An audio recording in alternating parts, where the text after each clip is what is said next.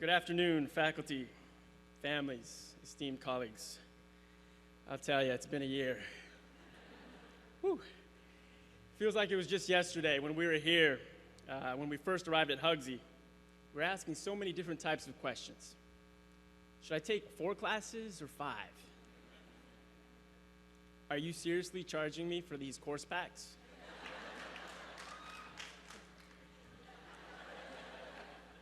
And my personal favorite, are you taking Professor Duckworth's class? Because that shopping session was weird.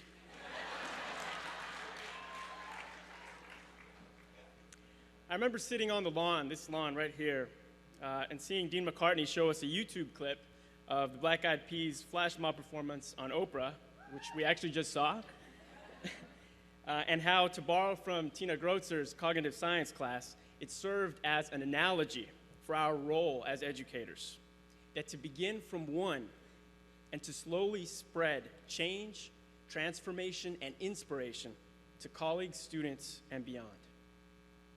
So how did we do this year? Did we learn what we wanted to learn, do what we wanted to do? Are we ready to go into the world to spread change, transformation, and inspiration to colleagues, students, and beyond? While those questions are not easily answered in a short speech, and some may argue are in fact unanswerable, I'd like to share with you a story that will help frame our thinking. During my second year teaching history in Los Angeles, I remember starting a unit on the expansion into the California West.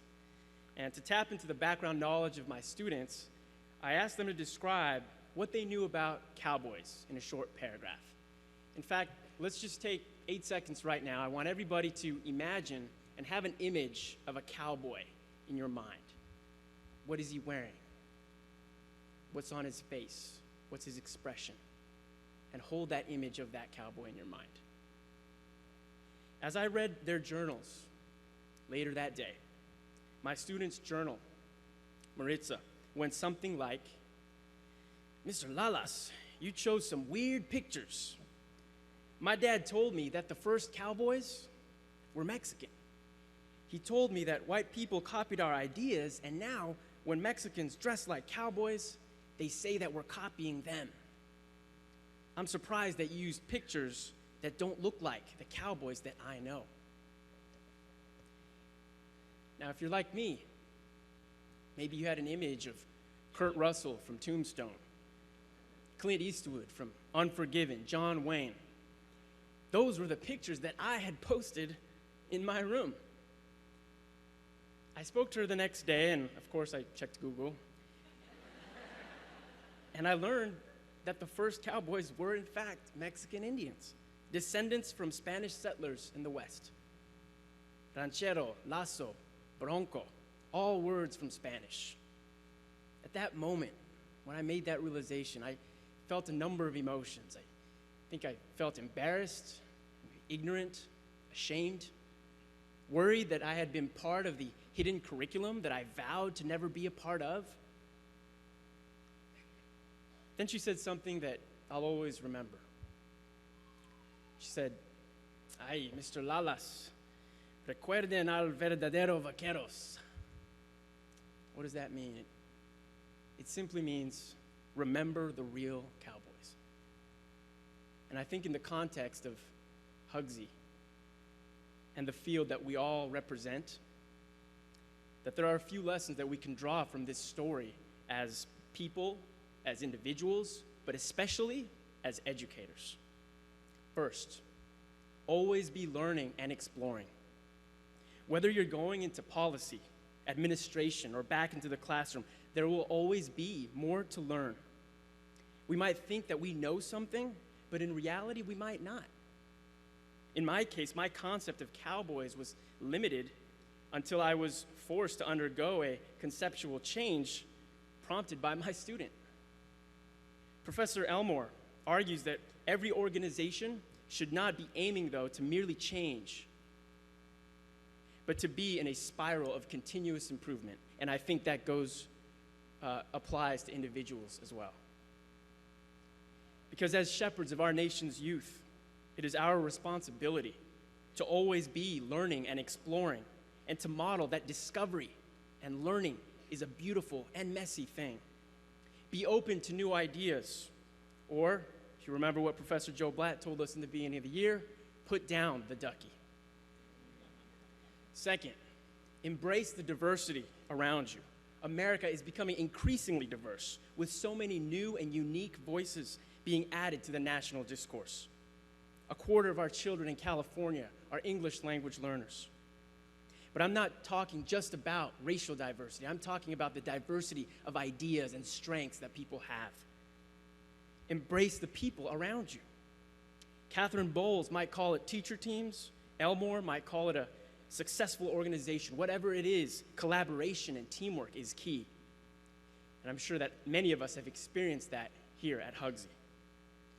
Because if we are going to tackle the achievement gap and inequalities, or what Levinson calls the civic achievement gap, then we will need to embrace the diversity around us racially and beyond. And finally, keep the students and their voices in the center.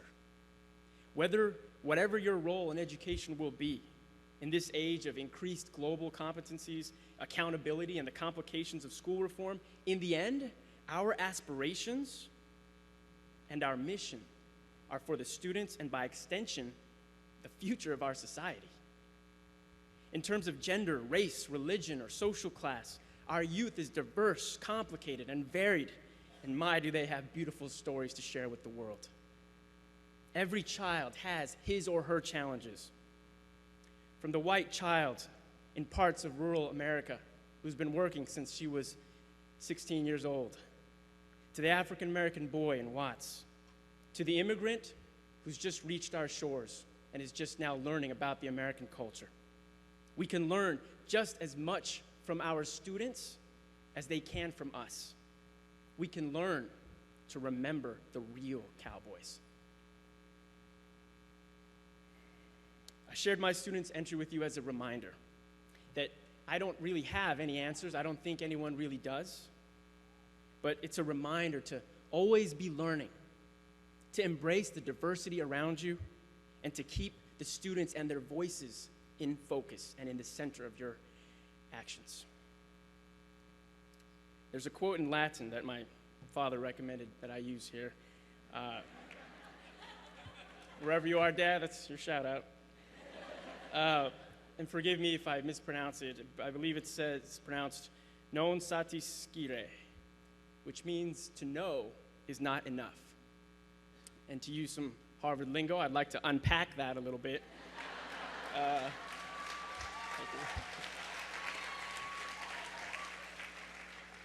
I'd like to unpack that by quoting Eleanor Duckworth, as she once said, "The virtues involved in not knowing are the ones that really count in the long run.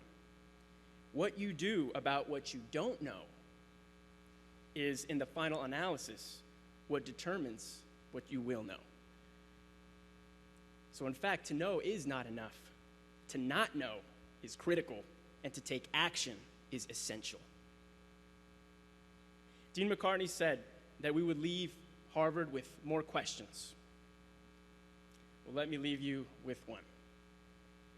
9 months ago, or 9 minutes ago, we saw the analogy of the Black Eyed Peas flash mob dance, that to begin from one and to slowly spread change, transformation, and inspiration to college students and beyond. How or what will that look like when you leave Harvard? The answer to that question is up to you to decide. Thank you very much. It's been an honor.